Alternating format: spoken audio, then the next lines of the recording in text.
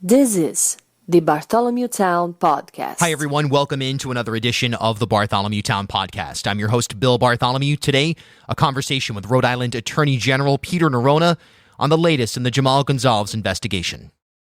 All right, so obviously in the midst of COVID and even a presidential election for that matter, the big story here in Rhode Island for many people has been the incident involving 24-year-old Jhamal Gonsalves and the Providence Police Department. Mr. Gonsalves was on a moped last Sunday as part of a group of, some accounts, up to 300 riders who were going through several municipalities. And Mr. Gonsalves was separated from that group and in one way or another pursued by Providence police. And that resulted in the situation that probably most of you are familiar with. Mr. Gonsalves is now in a coma at Rhode Island Hospital. And just today, his family said that he's still in that situation, although he was able to respond to his parents and squeeze their hand. He's still in serious trouble, medically speaking, and it could take up several months for him to recover. So right now, this investigation, where it's at, is kind of twofold. You may have seen some of the live streams that I've brought you from inside the Providence Public Safety Complex as Mayor Elorza, Commissioner Parry, Chief Clements, Attorney General Neronha, and State Police Colonel James Manny have sort of laid out the procedures for what's happening. And in a nutshell, there are kind of two things happening. One, there's a criminal investigation that is taking place under the direction of Attorney General Neronha, who you'll hear from in a matter of moments right here on B-Town.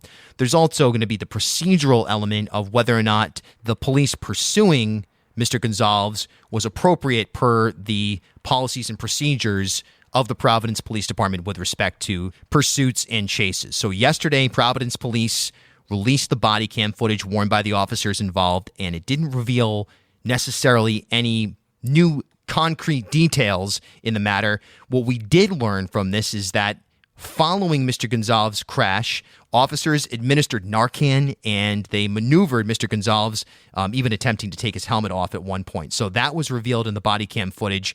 Besides that, the investigation ongoing. And again, you're going to hear in a couple of moments exactly what that means from the Attorney General's perspective and what the mechanics are of that investigation.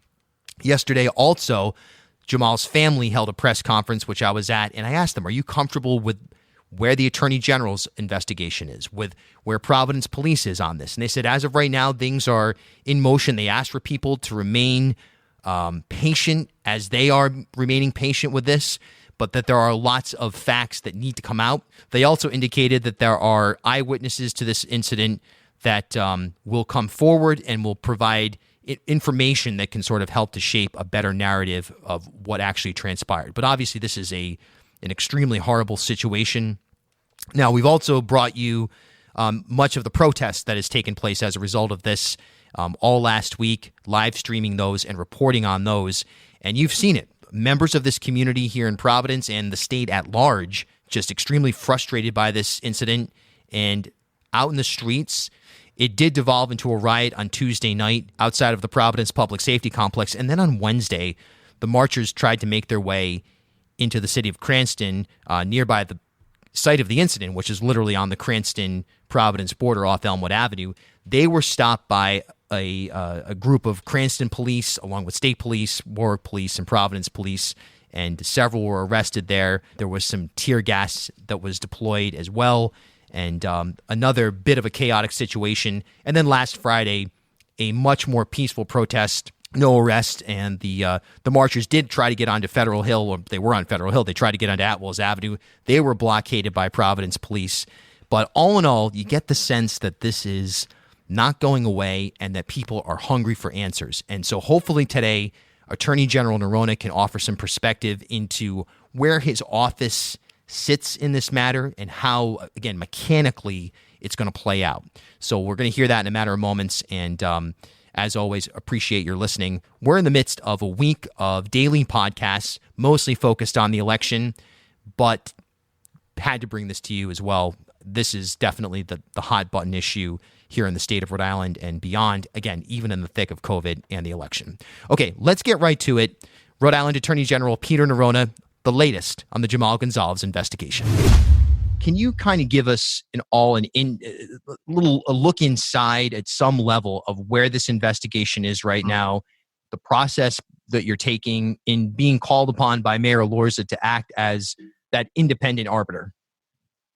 Yeah, look, I think to step back, I think it's important to talk about what it is that we're doing. Okay, so whenever there is a serious incident involving a police officer from any department around the state, including the state police, our office, when there's any potential of criminal liability whatsoever, and sometimes sometimes in criminal cases, a crime has occurred and you just have to figure out which crime it is and who should be charged with it.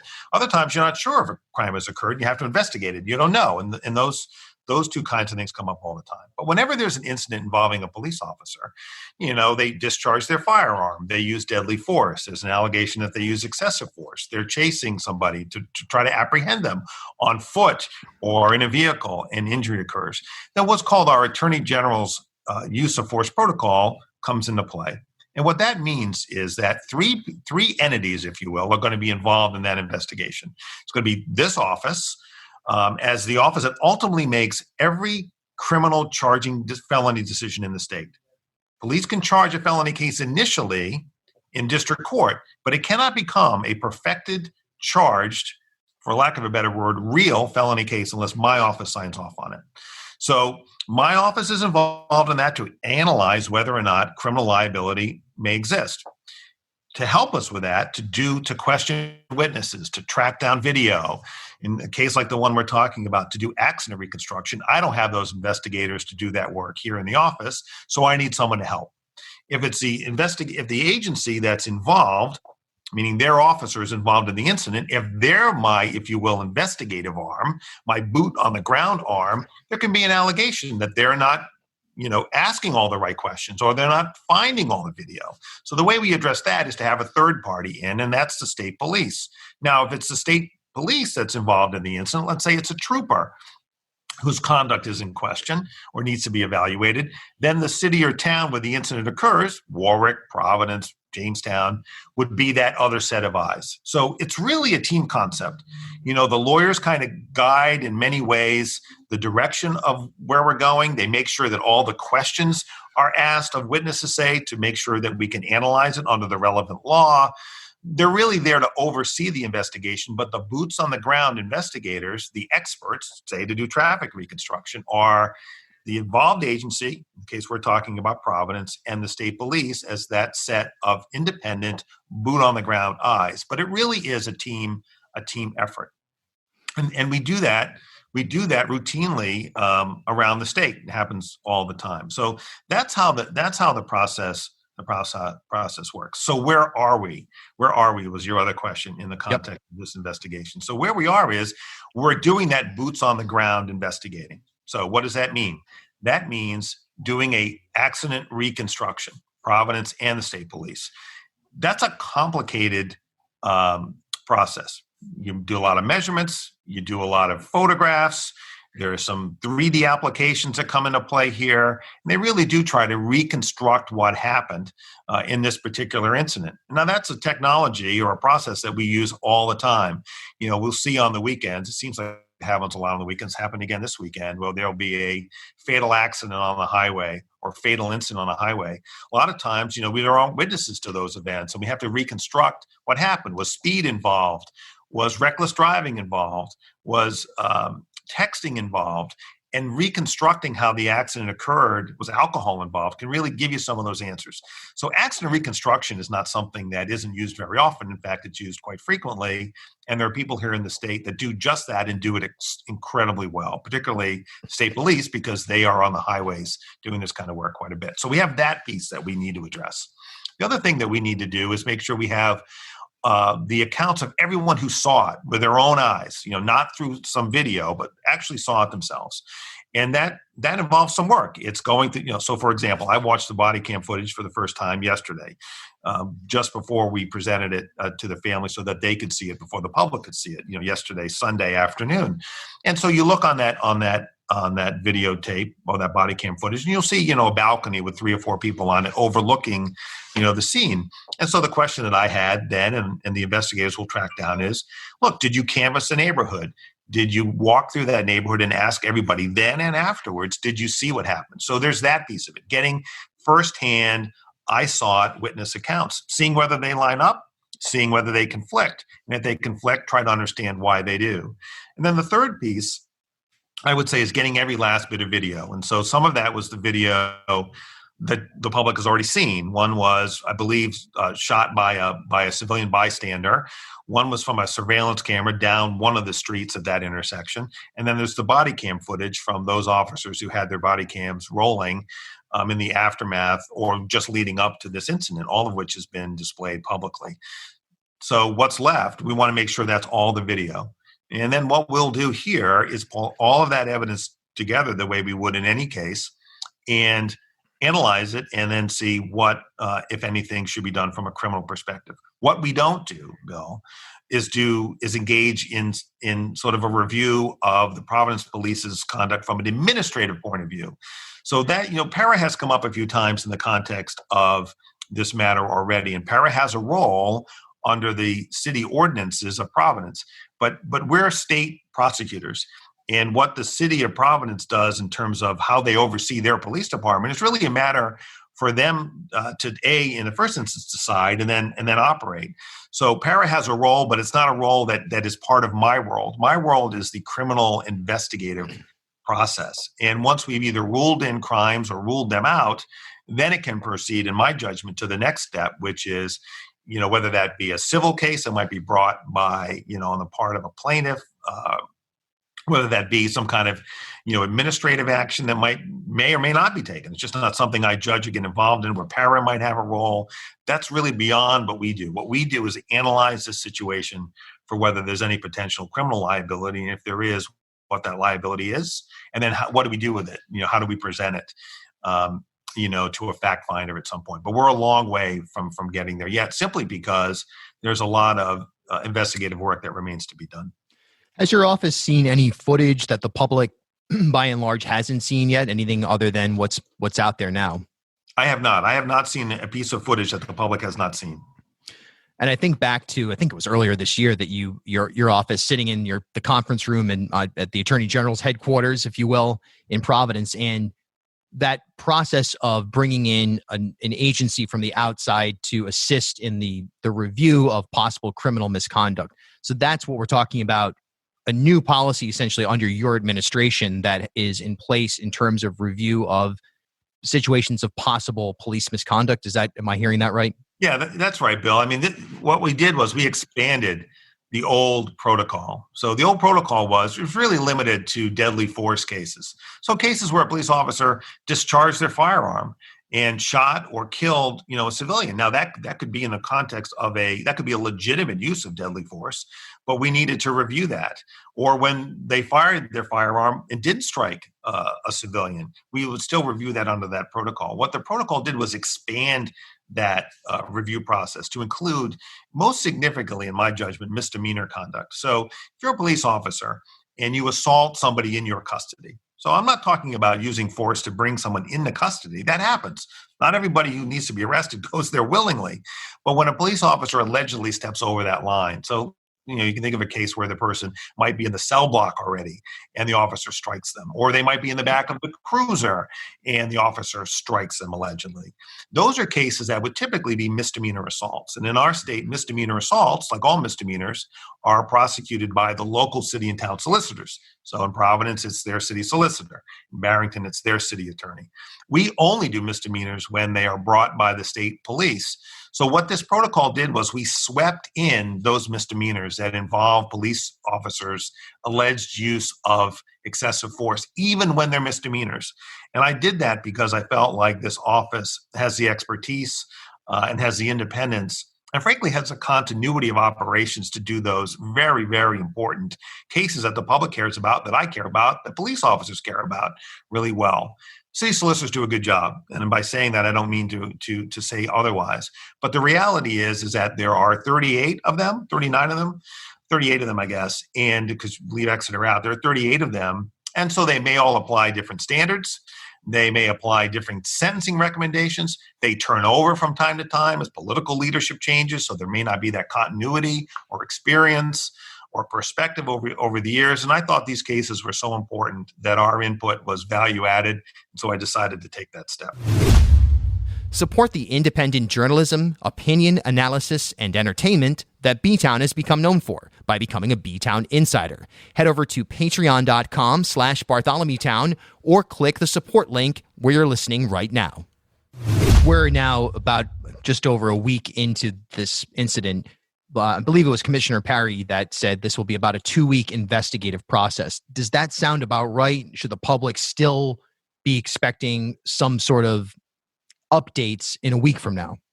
Yeah, I think, I don't want to speak for the commissioner. I think he said that the traffic reconstruction would take a couple of weeks. I think that's probably right. Mm-hmm. I think it will really depend on the extent to which our folks can make sure that we have interviewed all the witnesses adequately for our purposes. And so why is that important? For us to make a analysis as to what this conduct is in the context of potential criminal liability, whether it is or isn't, I don't know. We have to make sure that we have all those witnesses and they've answered all our questions. If we can get access to witnesses quickly and they give forthcoming answers quickly, and we're confident in those answers, it could go very quickly. If, on the other hand, there's conflicting testimony or someone refuses to meet with us to give a statement, or have real questions about the account that we're giving, it might take a little bit longer. It's entirely possible. It's too early to say whether we would present this case to a grand jury or not. But the grand jury is a powerful investigative tool that allows us to get evidence that we can't get otherwise. So what do I mean by that? I'll give you a very specific example. I'm not saying it's happened in this instance, but let's say we couldn't get we thought there was somebody who saw something, but for whatever reason would not tell us what they saw. Well, I just want to know what they saw. It doesn't matter what it is. I just want to know what they saw. If they're an eyewitness, we need to know that. How can we measure this case unless we know what they saw? Now, hopefully they would eventually agree to give a statement to the investigative team. But if they didn't, then I could use the grand jury to bring them in, force them to come in and testify under oath in front of a grand jury. So I hope that that's not the case. I really don't want to use the grand jury unless I have to as an investigative tool, because we've talked about this a lot before. It really starts to cloak this investigation in secrecy or non-transparency that I recognize can be problematic, particularly in cases like this. So I'm really trying to avoid that if I can. It's just too soon to know whether we'll have to use it or not. This incident has certainly sparked protest. It sparked a lot of dialogue and conversation. What is your office doing to monitor, I guess, the protests, if anything, that are happening right now? And then also possible outside agitators. There was a white truck that approached and sort of drove through. It didn't run anyone over, but potentially could have a group of protesters on Friday night. And there are reports that individual is someone who's been described as an agitator in the past. Is that something that's on your radar screen and kind of part of this package of this overall conversation here? Yeah, look, there's, I'd be living in a different state of reality if I wasn't aware of what was going on around us. And I've always been very concerned, long before these days of 2020, about community law enforcement trust. It's why we've done a lot of the outreach that we've done. Some of the expungement clinics we did were not only to help people, but to try to build community trust. In fact, I met the father of Jhamal at an expungement clinic where he was helping out in his role as working for a nonprofit, helping us facilitate one of our expungement clinics last year. And so it's great to make that contact. That, the first time we met, he obviously, I feel badly for him and the family and Jhamal, but at least I'd met him before. These are difficult conversations to have. And so that's why we do the outreach. You don't know that it's going to play out that way, but that's just the way it happened to play out here. So I'm always conscious of that and very concerned about it. I think protests, frankly, I've always loved our state and our country's instinct to protest when we think something is wrong. I've said this before. When I was U.S. attorney, I could look out my window and see folks protesting on the steps of the courthouse, federal courthouse. I didn't always understand or know what the issue was. Couldn't quite see the signs really from my vantage point sometimes. But I always appreciated and admired their willingness to stand and speak out loudly for the causes that mattered to them. I think protest is important to our democracy, and I think it's a great thing. It has to be peaceful. it can't devolve into violence. Certainly, it can't devolve into, throwing things at police. Police also have to use restraint in dealing with protesters. That's a really volatile place where we are right now. You see it, I follow, when I know there are protests, I follow it through some of your reporting, some of your fellow folks who are out there kind of, recording in real time. I follow it because I want to know and need to know what's going on. And I see how volatile it is. And there is a potential there for people to get hurt. And then sorting it out afterwards. When I was a trial prosecutor, the hardest case to prove was sort of the barroom brawl that took place either in the barroom or in the parking lot. In a scene of chaos, it's oftentimes very difficult to sort out, who the bad actors are. So the more chaos, the more difficult it is to try to find justice. And so when it devolves in this way, a lot of conduct that might be held to account in other circumstances kind of gets lost in the chaos, unfortunately. So there's that. When it comes to people who are taking advantage of the situation we're in, this community law enforcement lack of trust, and are taking advantage of the vast majority of protesters who just want their voices to be heard, to engage in provocative action towards other protesters, in particular. I'm very concerned about that. And so as we get reports, and I don't want to get into specifics, but as we get reports from people from any side that may be a potential threat or maybe trying to exploit a situation to sort of bring their own ideology into the mix, then we're very concerned about that. We have lots of ways of getting that information. People can reach out to us, me sometimes directly. They'll reach out to the state police. We get it out to the Fusion Center and the state police, and they'll follow up on it. So the reality for those who would agitate, I guess, is this, that there are lots of people recording them. One thing when you watch these protests is everybody has a camera out. Sometimes it's media like you.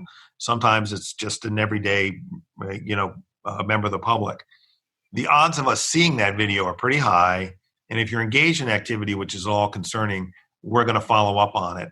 And in certain instances, we have. The role of this office is to try to get this right. And I've said this a number of times, that there's a tension there between getting it right and doing it fast. And we can't do it fast at the expense of getting it right. But I also recognize that the public is looking for answers very quickly. What I can say is that, we approach, I put my best people on these cases. I stay involved myself. And I do that because I want to get it right. And so that is really our objective. The other thing that we're really trying to do here is to let the family know that when they need to reach out to this office, we are available for a conversation. But I hope that's the message that they've gotten from the 2 meetings we've had. And we're just going to continue to work this case and get the answers that we need to make the right legal conclusions that we have to make. And that can only be our compass, is to understand the law, understand the facts, and use our best legal judgment, bring our experience to bear, try to get it right. Thanks so much. Appreciate it. Thanks, Bill. Good to see you as always. This is the Bartholomew Town Podcast. For daily content, give me a follow on Twitter and Instagram at Bill Bartholomew. At HealthSource RI for Employers, we provide access to health insurance to more than 1,100 local businesses and nonprofits, and 96% of them renew through us every year. Maybe it's our choice of 19 different health plans, our 10 years of customizing solutions, or our one local team of dedicated experts helping employers find quality health insurance. See how our numbers stack up for you. Learn more at healthsourceri.com/employers.